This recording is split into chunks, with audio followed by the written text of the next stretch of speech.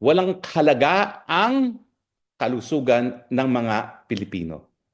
Wala akong pakialam kung mamamatay kayo sa kahirapan, pero yung zero budget ng PhilHealth, hay nako, tanggapin na natin yan na realidad. Dahil itong presidenteng ito, palibasa, anak ng magnanakaw na diktador, at talaga naman nagpasasa sa kaban ng bayan, hayan, walang pakialam sa kapakanan ng mga mahihirap na nagkakasakit, kaya hindi niya ginalaw ang zero budget. Na sa dami ng ayudang pamimigay natin, bibili natin ang loyalty ng mamamayan, pati na ng sundalo. Totoo kaya yan? Sa tingin ko, hindi. Box hour, anong pag-uusapan natin? Well, nabalitaan nyo na nagdesisyon na ang ating presidente, ang Marcos Jr., na lalagdaan pa rin niya ang budget pagdating ng 30 ng Disyembre. Anong ibig sabihin nito? Well, ibig sabihin nito talaga walang pakialam ang Marcos Jr. sa kapakanan ng ordinaryong mamamayan.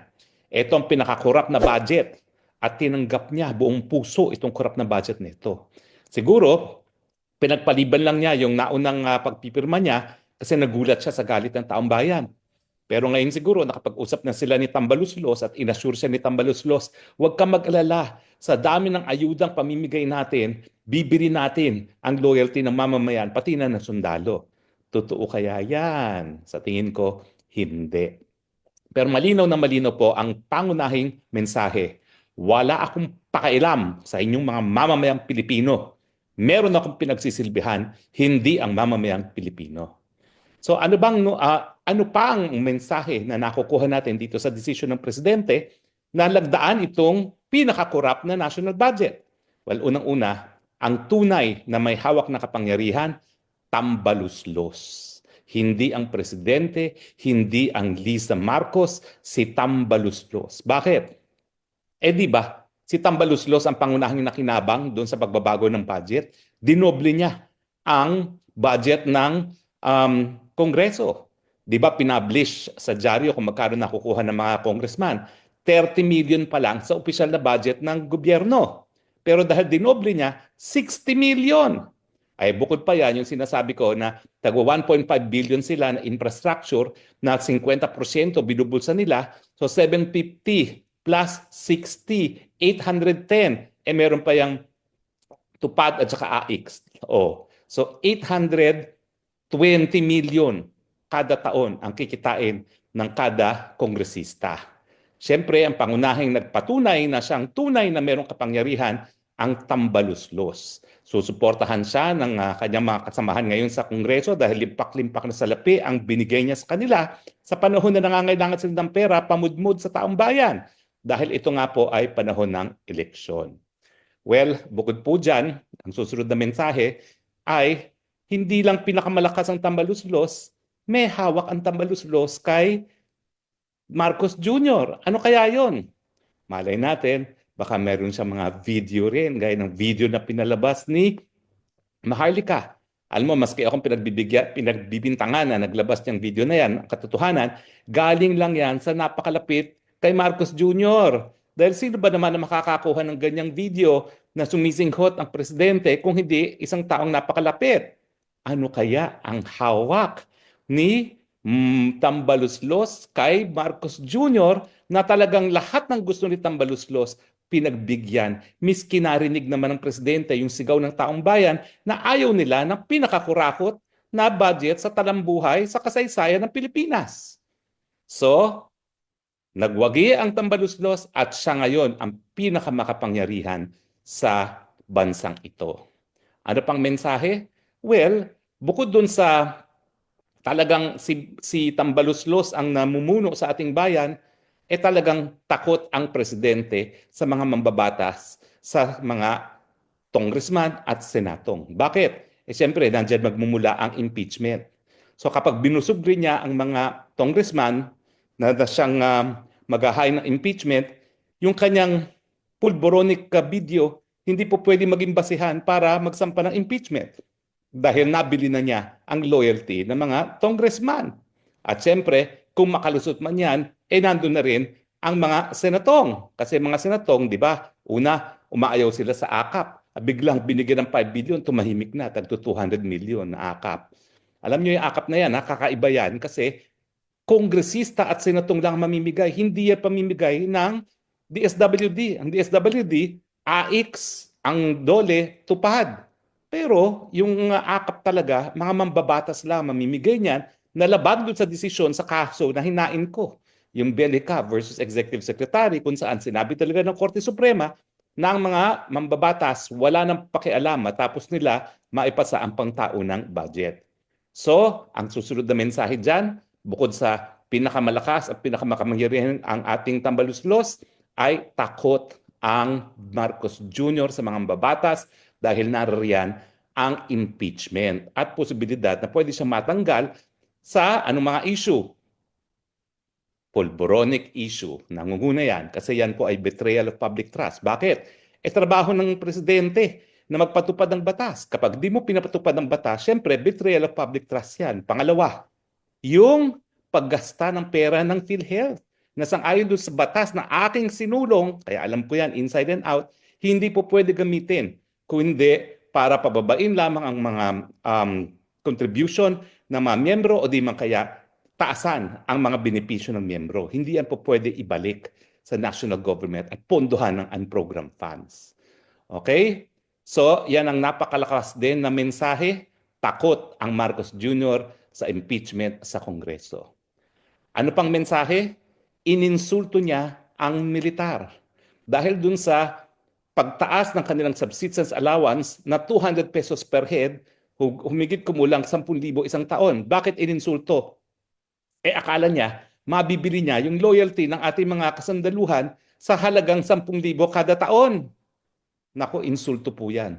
Dahil alam niyo itong mga militar na ito, bago sila pumasok ng militar at pagkapasok nila ng militar, isang paan nila nandun na sa libingan.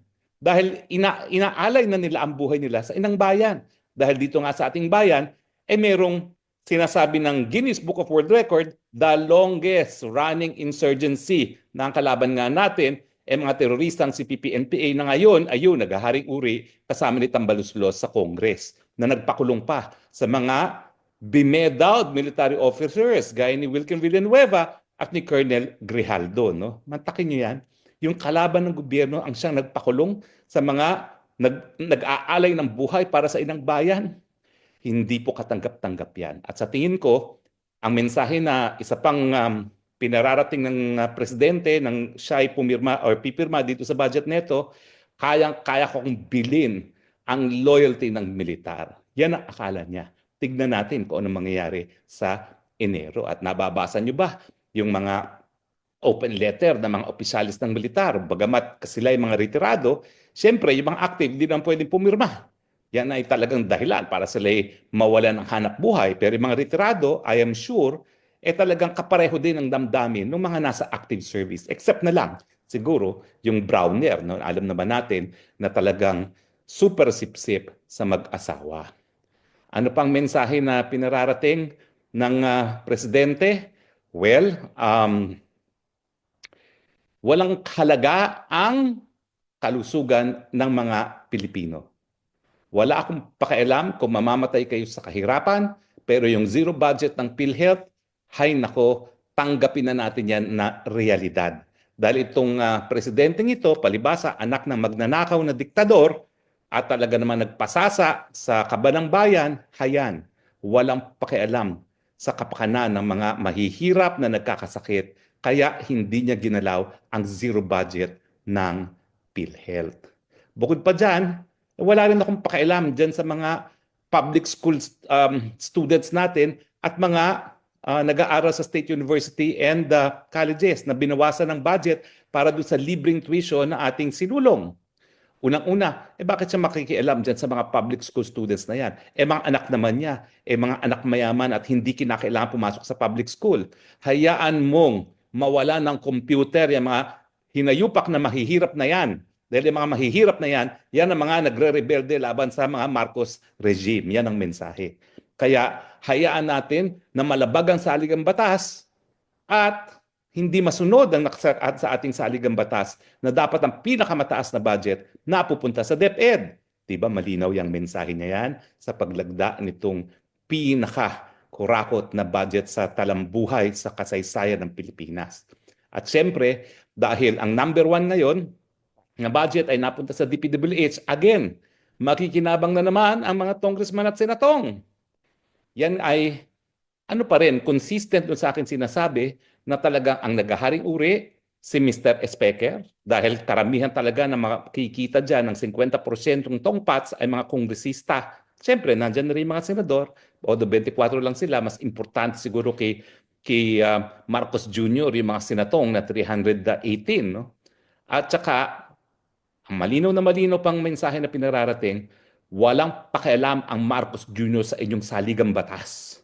Gaya ng lalabagin niya ang karapatan at linabag niya ang karapatan ng tao na nakasaad sa saligang batas. Gaya ng karapatan ko na sa isang congressional hearing ay tinatanong ng mga bagay-bagay na wala namang kinalaman sa investigasyon na ginagawa. Yun po, binaliwala niya ang saligang batas. Walang importansya sa kanya yung saligang batas na yan.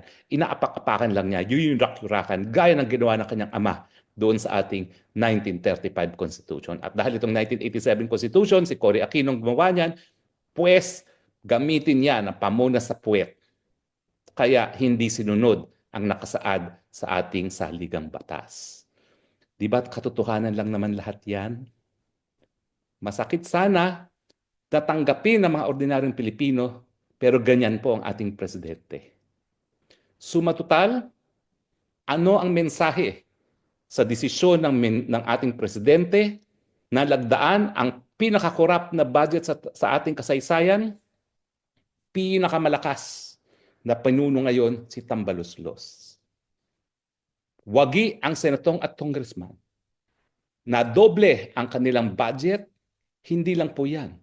Tinaasan pa ang kubra nila sa infra project dahil naging number one na sa budget ang DPWH. Ang militar, pwedeng bilhin yan. Kaya huwag kayo mag-alala na magkukuyan. Bibiling ko yan ng 200 pesos kada araw. At siyempre, yung saligang batas na yan, pamunas lang yan sa puwet dahil hindi yan linagdaan o hindi yan produkto ng kanyang ama. Ang kanyang gusto lang niyang saligang batas ay 1973 Constitution na ang ama niya ang bumuo.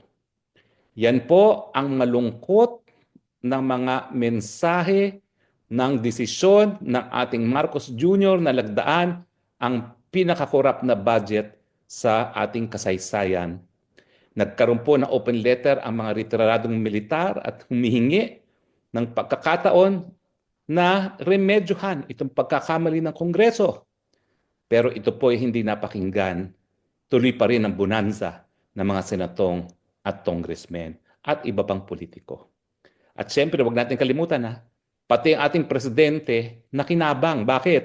Tinaas ng kalahati ang kanyang budget. Abay, 10 billion ang hiningi, ang binigay 15 billion. Di ba kalahati yan? Saan pupunta na naman yan? At karamihan ng budget ng ating Marcos Jr., confidential funds na hindi kinakailangan i-liquidate dahil otherwise hindi siya tatawaging confidential funds. So mga kaibigan, ito po ang resulta kapag ang mga taong bayan ay nananahimik at hindi nakikialam sa pang-araw-araw na mga desisyon na ginagawa ng kanilang mga liderato. Ang resulta, igigisa tayo sa ating sariling mantika, yuyurakan ang ating karapatan, at lalamunin ang kaban ng bayan. Ang tanong, anong inaantay ninyo? Nagbubulag-bulagan pa ba kayo? Nagbibingi-bingihan pa ba kayo? Mabuti na lang ang Iglesia ni Cristo sa 13th of January magkakaroon ng rally laban sa injustice. At ito nangyari sa ating budget, ito po'y injustice, ito po'y insulto sa katalinuhan at pagkatao ng lahat ng Pilipino. Sumali po tayo sa rally at maghusga kung dapat bang manatili sa pwesto itong presidente na binaliwala ang kapakanan ng sambayanang Pilipino. Pasensya na po kayo medyo heavy ang ating message, pero ito po'y napapanahon naman dahil nga dun sa desisyon nalagdaan itong pinakakurakot na budget sa ating kasaysayan. Well, ganun pa man, hayaan na natin ang gobyerno. Tayo magdesisyon at pag tayo magdesisyon, sigurado po ako, magkakaroon tayo pa rin ng Happy New Year dahil mawawala na ang mga baboy sa ating gobyerno.